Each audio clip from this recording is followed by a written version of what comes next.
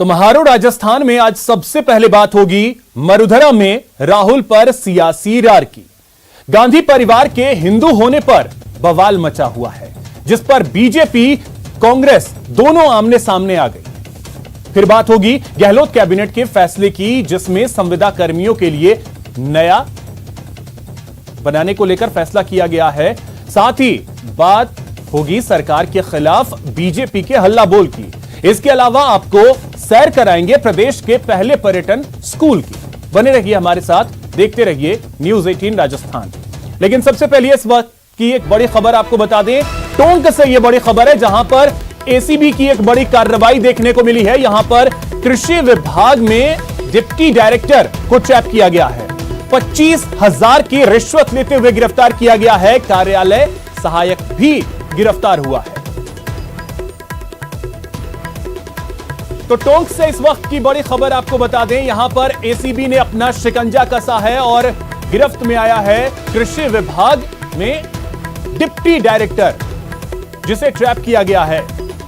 तो कृषि विभाग का डिप्टी डायरेक्टर जिसे ट्रैप किया गया है 25,000 रुपए की रिश्वत लेते हुए, और उसके साथ सहायक जो है कार्यालय का, उसकी भी गिरफ्तारी हुई है।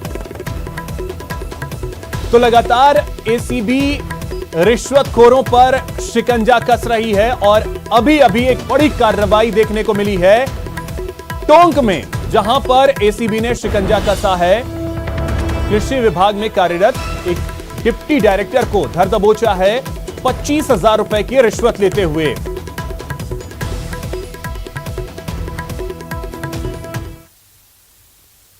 गांधी परिवार के हिंदू होने पर मरुधरा में बवाल मचा हुआ है।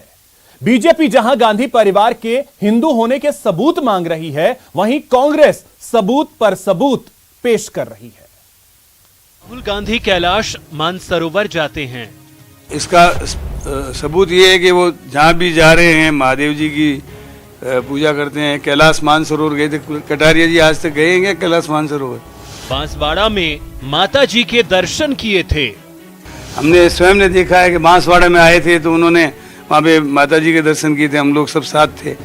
अभी प्रियंका जी काशी विश्वनाथ के दर्शन करके आई थी। अभी प्रियंका जी जो है काशी विश्वनाथ मंदिर के दर्शन करके आई थी। कितने प्रूफ दूं आपको? वो कैलाश मानसरोवर जाके कितने प्रूफ दूं आपको? सुनते जाइए गहलोत सरकार के मंत्री बीडी कल्ला की जुबानी गांधी परिवार के हिंदू होने की कहानी। हर मंगलवार और शनिवार को इंदिरा जी, फिरोज गांधी जी और अवधेश नारायण जी ये हनुमान जी के मंदिर के दर्शन करने रोज जाते थे। इंदिरा जी ने गुजरने के करीब 1 महीने पहले माउंट आबू आई थी। माउंट आबू में उन्होंने एक वहाँ पर महेश मठ है, वहाँ पर अभिषेक किया था। और महेशानंद गिरी जी जो हैं, उनसे मैं जब उनकी यात्रा के बाद मिलने गया तो मैंने कहा आज इंदिरा जी यहाँ आई थी क्या? तो उन्होंने कहा यहाँ आई थी, उनके मार्केस है और वो अभिषेक करके गई हैं। आखिर ऐसा क्या हो गया कि बीडी कल्ला ने स्वर्गीय इंदिरा गांधी से लेकर राहुल प्रियंका के पूजा पाठ के किस्से सुना डाले? दरअसल आने वाले कुछ महीनों बाद यूपी समेत 5 राज्यों में चुनावी तैयारियां जोरों पर हैं। जाहिर है सभा रैलियों का दौर चल रहा है और राजनेता एक बार फिर अपनी बातों से वोट हासिल करने की जुगाड़ में जुटे हैं।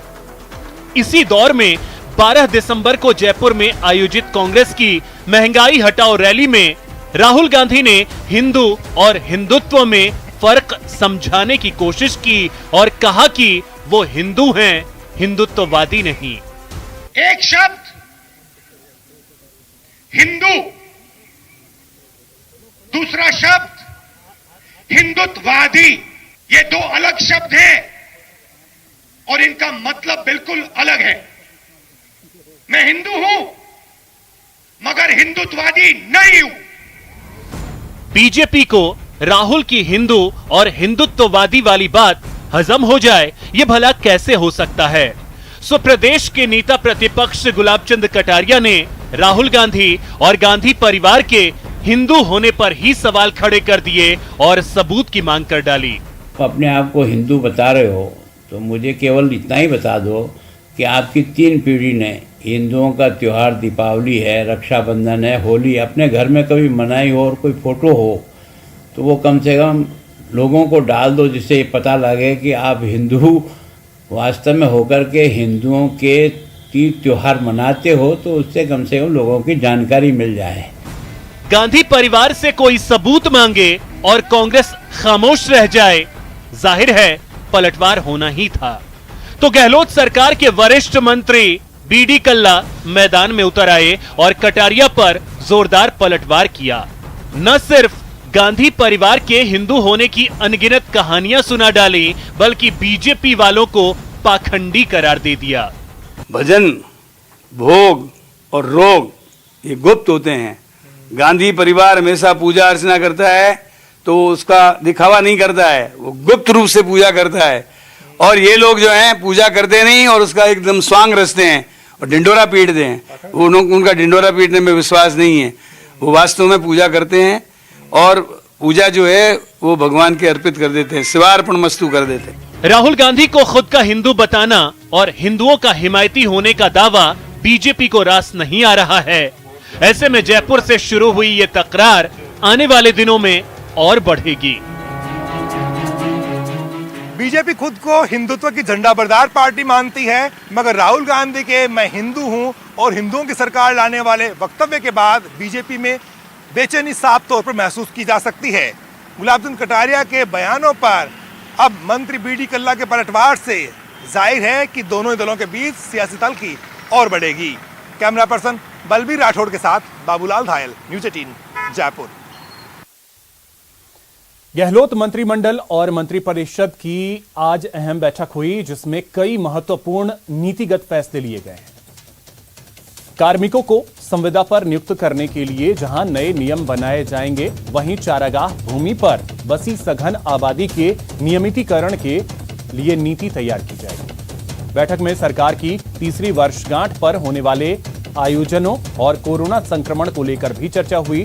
साथ ही ये भी ऐलान हुआ कि प्रभारी मंत्री जनता के बीच जाएंगे और सरकार के 3 साल में किए गए काम का हिसाब देंगे। तो जो अहम और बड़े फैसले हैं, ग्राफिक्स के जरिए हम आपको वो भी बता रहे हैं। प्रदेश में संविदा नियुक्ति के नए नियम आएंगे। चारागाह भूमि पर बसी आबादी के नियमितीकरण पर नियम बनेगा। चारागाह भूमि पर बसे गरीब परिवारों को पट्टा दिया जाएगा। 30 साल से घर बनाकर रह रहे परिवारों को पट्टा मिलेगा। इथेनॉल उत्पादन इकाइयों को रिप्स के तहत इंसेंटिव मिलेगा। इथेनॉल प्रोडक्शन प्रमोशन पॉलिसी 2021 को कैबिनेट की मंजूरी मिल गई है। एटीपी की सीधी भर्ती में बी प्लानिंग, एम प्लानिंग की योग्यता शामिल की गई है। शौचालय रखरखाव के लिए सुलभ इंटरनेशनल को आरटीपीपी एक्ट में जोड़ा जाएगा। बड़ी बड़ी बातें और सब काम वो आए जो उन्होंने बजट में वादे किए लोगों से। आप जानते हैं हमारे राजस्थान के बजट की चर्चा पूरे देश में रही और चुनौती का जब दौर था तब उन्होंने ऐसा बजट दिया कि लोगों ने उस बजट की बहुत तारीफ की और अपोजिशन को भी ये कहना पड़ा कि ऐसा बजट दिया जैसे कल चुनाव में जा रहे हैं। मुख्यमंत्री जी कई योजनाओं का जो हमारे काम पूरे में उनका उस वक्त शुभारंभ करेंगे। सब जगह आप जानते हैं कि हॉस्पिटल्स में सब जगह हमारे ऑक्सीजन के प्लांट लगभग बनकर तैयार हो गए सारी जगह।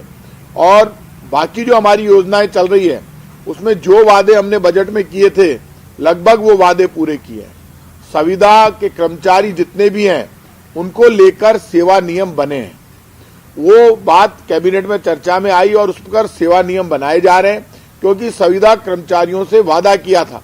कैबिनेट में यह तय हुआ कि 20 और 21 को हमारे मंत्री सब प्रभार वाले जिलों में जाएंगे, जाकर 3 वर्ष के कामों पर जाकर डिस्कस होगा। प्रदर्शनी लगेगी, जयपुर में भी प्रदर्शनी लगेगी, उसमें सारा कार्यक्रम प्रदर्शनी में जन सेवा के 3 वर्ष आपको नजर आएंगे। उस प्रदर्शनी के जरिए हमारा काम, हमारा संदेश, हमारी योजनाएं, क्योंकि कांग्रेस पार्टी ने इन 3 वर्षों में काम करके दिखाया है।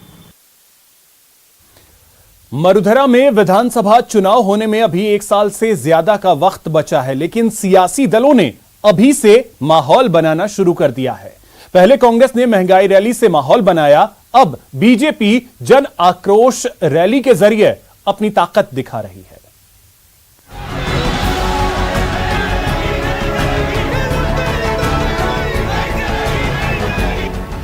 सरकार के 3 साल पर बीजेपी का प्रहार।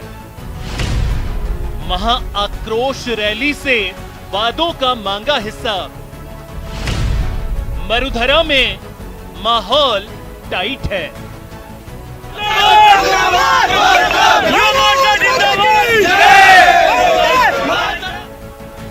चुनाव उत्तर प्रदेश समेत 5 राज्यों में है, लेकिन माहौल मरुधरा में बना हुआ है।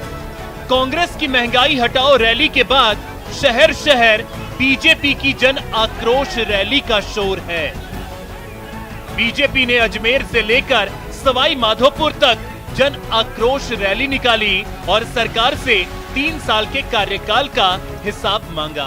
खासतौर पर 3 बड़े मुद्दे जो कांग्रेस पार्टी ने जन घोषणा पत्र में वायदे किए, किसान कर्जा माफी, बेरोजगारी और जन सुरक्षा, इन तीनों पर सरकार विफल हुई है। आज बूंदी में जन आक्रोश रैली है। पूरे राजस्थान के हर जिले में ये रैलियों की शुरुआत हमने की और आने वाले समय में राजस्थान में एक बड़ी रैली हमारी प्रस्तावित है। भारतीय जनता पार्टी ने पूरे राजस्थान में सब जगह पर उन बातों को लेकर जिनसे जनता इन दिनों में त्रस्त है, उस आक्रोशित जनता के आक्रोश को उजागर करने के लिए आक्रोश रैली का आयोजन किया है।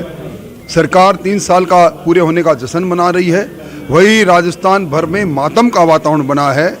जहां मैं खड़ा हूं, भरतपुर संभाग, जर्जर कानून व्यवस्था के नाम पर यहां जिस प्रकार का हुआ है वो किसी से छुपा हुआ नहीं।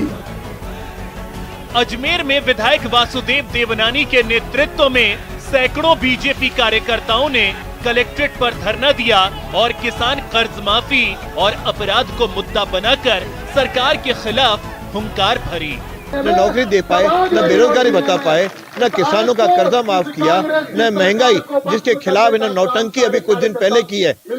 ऐसी महंगाई जो उनकी जनक खुद कांग्रेस है, जिम्मेदार खुद कांग्रेस है।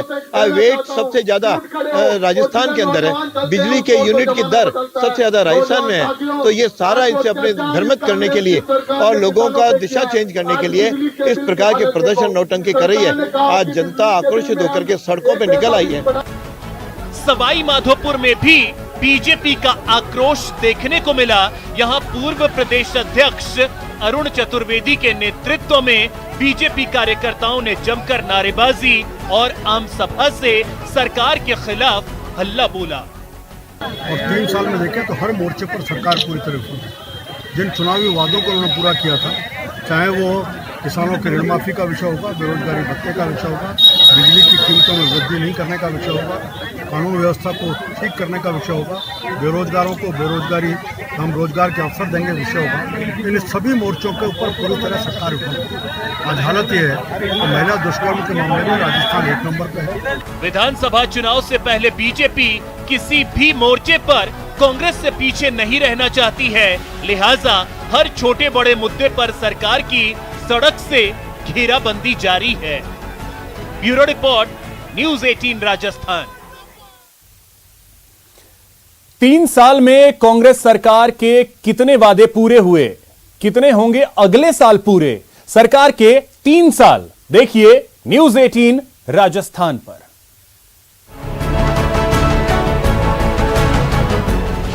महामारी से लड़ाई, सियासी मकड़जाल, विपक्ष के हमले, भीतर का बवाल, काम आया जादू या गवर्नेंस का कमाल, कितने वादे पूरे, कितने होंगे अगले साल?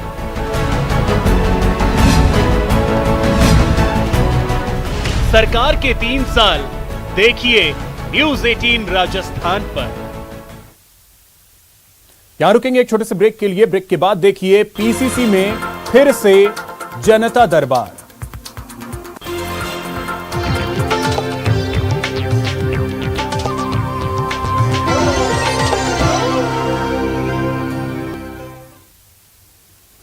ब्रेक के बाद आपका स्वागत है। आज से जनता दरबार का दरवाजा एक बार फिर से खुला। लोग अपनी अपनी समस्याओं के साथ मंत्री के सामने पहुंचे। मंत्रियों ने भी जल्द निराकरण का भरोसा दिलाया।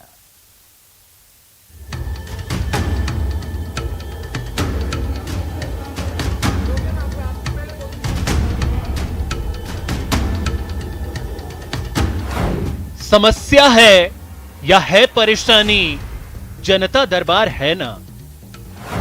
अटकी है पेंशन की बहाली, जनता दरबार है ना। नियुक्ति का है इंतजार, जनता दरबार है ना। तबादले की है दरकार, जनता दरबार है ना। जनता दरबार हर समस्या का समाधान। 3 साल गहलोत सरकार के बेमिसाल और अब मरुधरा की जनता को मिला है लंबे समय के बाद जनता दरबार। एक ऐसा दरबार जहां होता है हर समस्या का समाधान। दरबार खुला है हर किसी के लिए, दरबार में स्वागत है सभी का। जनता दरबार का पहला दिन शिक्षा मंत्री बीडी कल्ला और श्रम मंत्री सुखराम बिश्नोई के नाम रहा, जिन्होंने करीब 250 लोगों की फरियाद सुनी। कोई तबादले का तलबगार था तो किसी संविदा कर्मी को स्थायी होने की उम्मीद, कई तो अटकी हुई पेंशन की बहाली की मांग को लेकर पहुंचे। किसी को पदोन्नति की फिक्र तो किसी को नई वैकेंसी का इंतजार।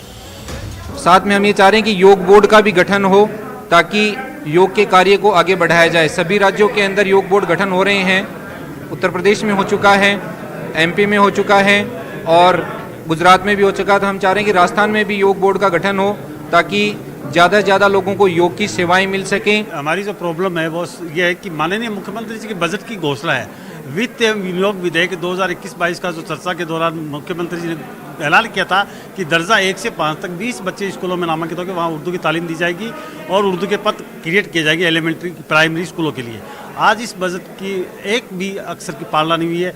हमारी दर्शी उर्दू की किताबें बच्चों को नहीं मिल रही है। अभी half yearly mid term test exam में चल रहे हैं, इसके अंदर भी हमारे बच्चों को जो है उर्दू की तालीम से महरूम रहना पड़ रहा है। जनता दरबार में बैठे जनता के सेवक ने हर किसी की बात बड़ी गंभीरता से सुनी, भरोसा दिलाया समस्या का समाधान होगा। हालांकि प्रदेश में इस वक्त तबादलों पर रोक है, लिहाजा शिक्षा मंत्री ने साफ साफ कहा, तबादलों को छोड़ जो भी संभव होगा वो करेंगे। ये सब बातें जो स्थानांतरण के अलावा आएगी, आप देखना उस पर कार्रवाई होगी। माननीय मुख्यमंत्री जी का एक ही ध्येय है और पार्टी के अध्यक्ष जी का एक ही ध्येय है कि कार्यकर्ताओं को ये महसूस होना चाहिए कि उनकी सरकार है और माननीय मुख्यमंत्री ये चाहते हैं मिनिमम गवर्नमेंट मैक्सिमम गवर्नेंस, सरकार कम सुशासन ज़्यादा, और सुशासन की कड़ी में ही ये जन सुनवाई है ताकि जनता के मुद्दों को मुख्यता से रख सकें। अगर किसी अधिकारी की लापरवाही के कारण किसी व्यक्ति को दूर दराज से अगर यहाँ तक आना पड़ा है तो उस अधिकारी पे भी कार्रवाई करने का हम काम करेंगे। पहले ही दिन जनता की उमड़ी भीड़ से कांग्रेसी कार्यकर्ता उत्साहित दिखे।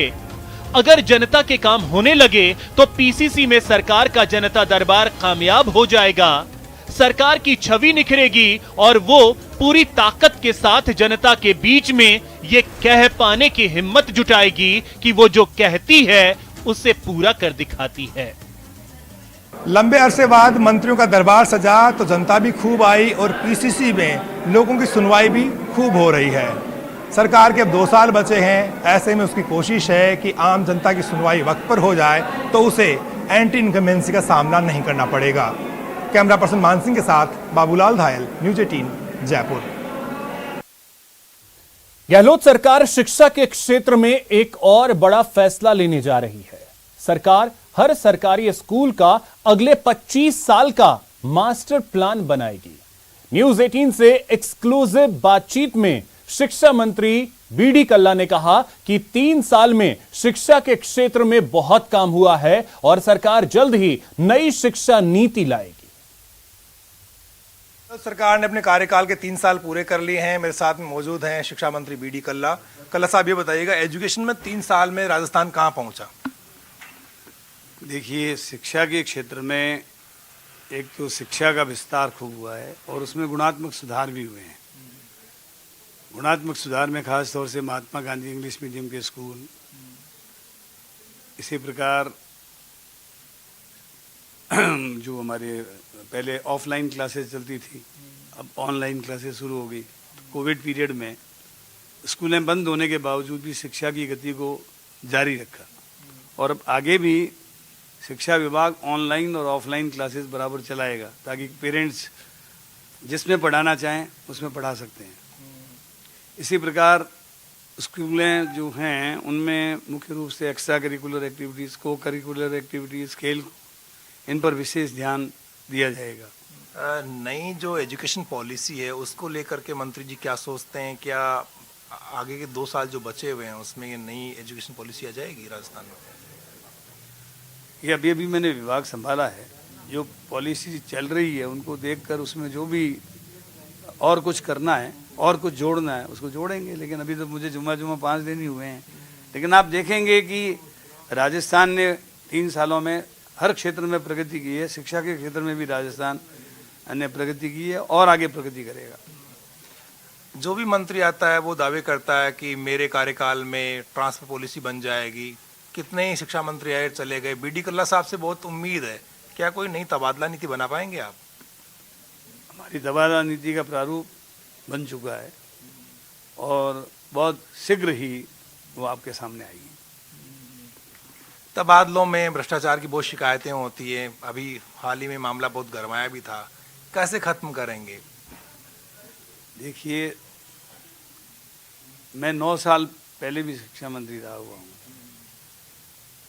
और 81 में मंत्री बन गया था। इसी मकान में था 81 में डिप्टी मिनिस्टर के रूप में। मैं समझता हूँ कई तो जो विरोधी विचारधारा के लोग होते हैं वो मॉब मेंटेलिटी के हिसाब से कह देते हैं, लेकिन मैं समझता हूँ कि इस सरकार के वक्त में जितनी पारदर्शिता रखी जा रही है वो पारदर्शिता हम बनाए रखेंगे। कैमरा पर्सन बलबीर के साथ बाबूलाल धायल, न्यूज़ 18 जयपुर। यहां रुकेंगे एक छोटे से ब्रेक के लिए। ब्रेक के बाद देखिए पंचायत का दूसरा चरण।